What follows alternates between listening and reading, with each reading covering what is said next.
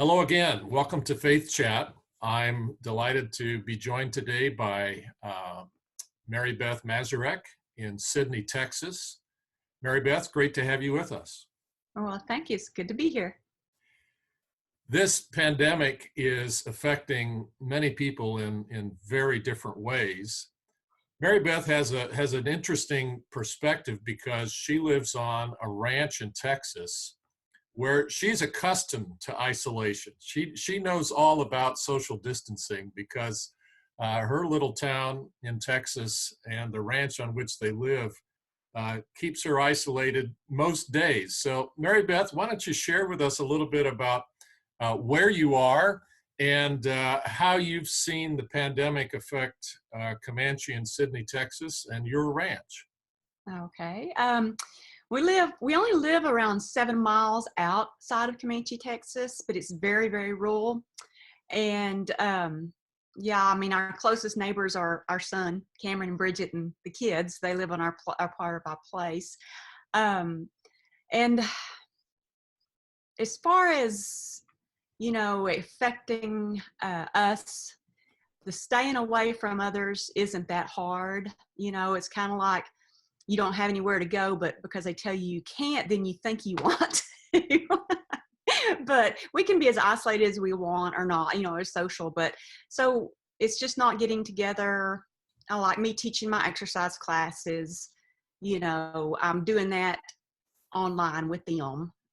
But finances, I think it's hit everyone across the board. But like I have told people, this is our third crisis in our cattle business for the last 12 months. So we were already there because the cattle industry market just reacts to every single thing that happens in the world. So, but in town, what is running that business kind of taught you, running the ranch? What has it taught you about faith? How does that help grow your faith over time?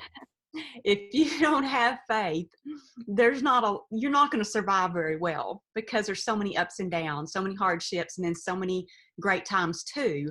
But when you're brought down, knowing that God will help you no matter what the situation, then it gives you that drive or that base, knowing that everything's going to be okay. So, And being in the cattle business, you also get to sort of observe the miracle of life day in, day out, don't you? Oh yeah, yeah, and it makes you smile every time. It never gets old. It's things like that really keep you thinking there is a God, because how on earth could that happen? There's just you get to see a lot out here. So You've had a small ecclesia there in Comanche, and you've also lived outside of town on the ranch. How do you think that shaped your faith over time? You're sort of a veteran of faith and isolation, Mary Beth. So yeah. share with us kind of what you've learned about how faith grows when you're more isolated. When you depend on just a few people to meet every Sunday, and we have for, gosh, 30 years probably. Has it been that long? And we're still doing it. And to me, it's the determination that no matter what, you're going to have that time. And we've always set aside that time for us to get together. And the faith that God would keep moving someone of our 3 or 4 people to come up with something to do on Sundays also. Fortunately, with Cameron back home and set up practice here, he's just delivered so many good messages on Sunday and pushes us. It's nothing like your son giving you homework over the week.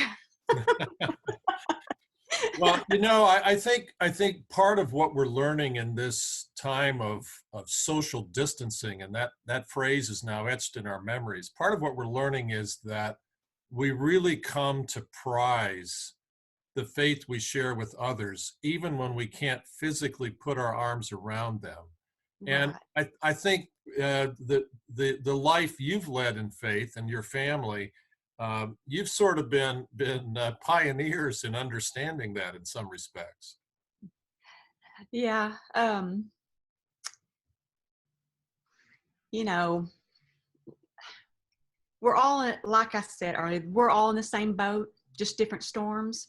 And if we can reach out to others, some it may just be sprinkling, some may be having a thunderstorm, others are, a hurricane. But we all have like faith. Someone's been there, and we can reach out to others that need us to bring them across Hmm. to a better place, because when you've been there, they can see you want to make sure they can see your faith, that everything's going to be okay. And I've had that in my life when we lost Josh, not just just from our small town. Of course, they all knew Josh, so they loved him too. And so we had that support. And from our brotherhood, I got cards and letters from people I didn't even know, so, you feel God moving, not just in your life, like in your business, but just in your personal life. And the faith we have developed, it really developed that night. And just grew from there like we'd never had Well, before. you and I share this common bond, Mary Beth, and we've talked about it on occasions. But it truly is those cataclysmic events when our trust in God, that's the soil in which our trust in God really grows, isn't it? Yes, it is. It really is. Brings you closer. The frivolous things don't matter anymore. The tough times you go through can't compare. So I guess it helps me deal with um, everyday events, really. But Um, this is an extraordinary time because it's as if someone has hit this gigantic pause button, and yes. Uh-huh. the whole world's kind of come to a grinding stop, and it really is an opportunity for us to reflect on the things that matter. And down there on the ranch, you guys probably have more time to do that most days than the rest of us anyway. Yes, depending on what season it is. Well, just like now with everybody being home, to me, it's more like my childhood was back in the 60s, early 70s. We played board games. We never ate out. We cooked at home. So, and I see people posting things, and I'm like, well, this is just like my childhood. We picked up the phone and called someone, and that's what we're doing now. But yes, we have the opportunity to get on our gator and drive down to the creek or chase the zebras or just whatever. Check on cattle, and it's soothing to be able to go out and check on cattle and what's going on and stuff.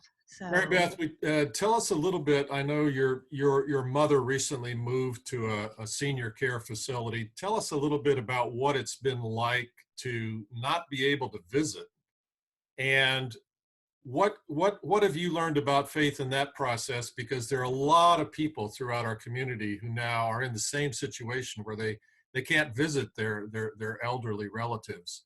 How are you coping with that, and what have you learned about faith in that process? that's probably actually been the toughest thing, because we just moved mom to the nursing home 2 months ago, and mother and dad have never been apart. So he was down there every single day. I've been assigned, of course, I've taken over power of attorney, all the decisions, setting up a trust, all the different legal things, thanks to Cameron.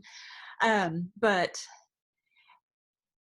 the day he walked up to the nursing home and it had a sign that you can't enter anymore, actually broke my heart, because I thought, what? And he was going to have to stay at home by himself, which he is. I'm bringing him groceries and different stuff. Anything he needs, I'm making him stay at home. He's 80.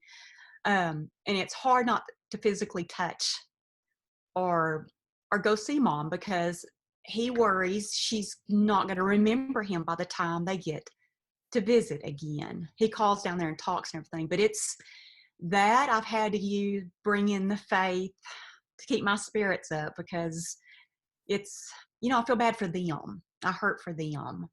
And trying to get things situated with the state and everything with the paperwork has been very trying. And at one point I thought I messed it up, and I was thinking, it's a lot of pressure when you're taking care of someone else's things versus yourself.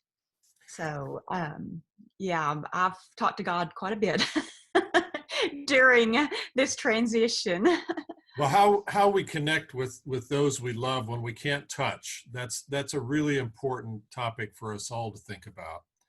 Mary Beth, it's been great to have you with us. We pray for you and your family in this crisis, and wish you God's blessing.